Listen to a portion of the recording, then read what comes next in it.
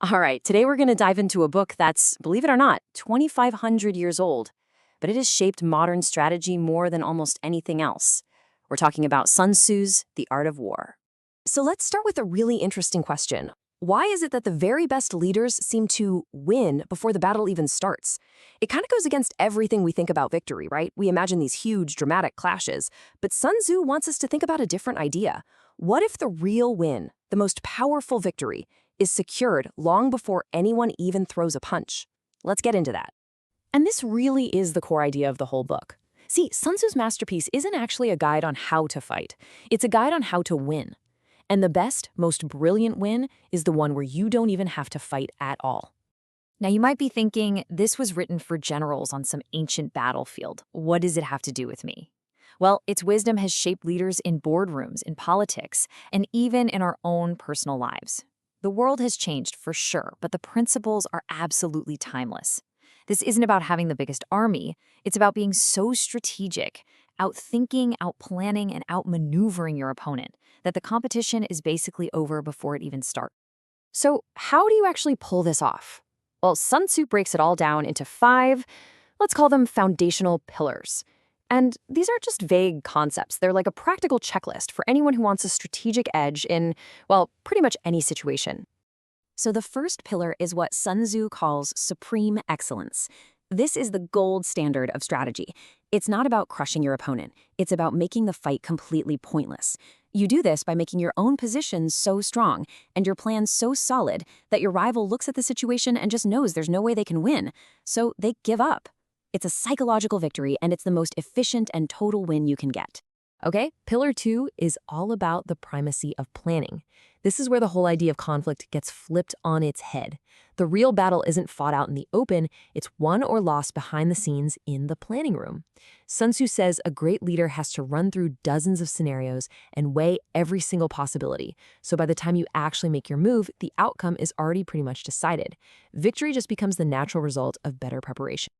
Now we get to one of Sun Tzu's most famous and, let's be honest, most controversial ideas, the power of deception. At its core, this is about controlling what your opponent thinks is going on. If you're about to make a huge move, you should look inactive. If you're actually really strong and ready to go, you project weakness to draw them in. You know, think about a tech company getting ready to launch a revolutionary product. They might leak some boring rumors about minor updates to throw competitors off the scent, all while they're secretly getting the real game changer ready. It's a mental game, and deception is how you shape the playing field. Sun Tzu was obsessed with efficiency. He knew that long, drawn-out fights are a disaster. They drain your money, your energy, your morale, and they just open the door to all kinds of unpredictable problems. Victory, it turns out, has an expiration date. The goal is always to win fast and win clean, so you can preserve your strength. A long conflict, even when you eventually win, is really a kind of failure because of everything you lost just to get there.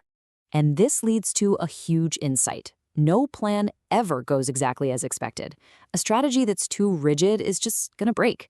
The true master of strategy is more like water. They're fluid, they're flexible, and they constantly adapt to what's in front of them. You know, water doesn't have its own shape. It just takes the shape of whatever holds it. In the same way, a winning strategy doesn't just stubbornly stick to one plan. It flows around problems and finds new ways forward. Victory doesn't belong to the person with the best original plan. It belongs to the person who can adapt and improvise on the fly. But to adapt, you need good information, right? And this brings us to what is maybe the single most famous principle in all of the art of war. Sun Tzu takes all the complexity of gathering intelligence and boils it down to one powerful command: know your terrain. You've probably heard this one. If you know the enemy and know yourself, you need not fear the result of 100 battles. This isn't just a nice quote. It's the absolute foundation of all strategy. Knowing yourself means you have to be brutally honest about your own strengths, your weaknesses, and what you have to work with. Are you quick but don't have a lot of resources? Are you powerful but slow to react? And then, knowing your opponent means understanding what makes them tick, their weak spots, their habits, what they're trying to achieve. Where are they a little too confident? Without both pieces of this puzzle, every move you make is just a shot in the dark. Okay, so how does all this ancient wisdom actually help us in our world today? I mean, the battlefields have changed. We're not fighting with swords and shields anymore. The conflicts are in the stock market, in leadership challenges, or even just in trying to achieve our own personal goals. But the strategic principles, they're more relevant than ever. Think about business. This is all about using smarts to outthink your competition, not just trying to outspend them. It means understanding the market, that's your terrain, and what your company does best, so you can find a unique spot to dominate. For a leader, it's about building a team that is so unified and motivated that they're basically unbeatable before a crisis even hits. You win their loyalty first, so they give you their best effort willingly. And in your own life, it's about strategically picking your battles, knowing when to go for that promotion versus when it's smarter to find a new job altogether, so you can reach your goals without burning out in conflicts that go nowhere. So, let's boil all of this down. What's the main takeaway here that gives you a real strategic edge, whether you're running a company or just running your own life? It really comes down to 5 key lessons. First, preparation is basically 90% of the win.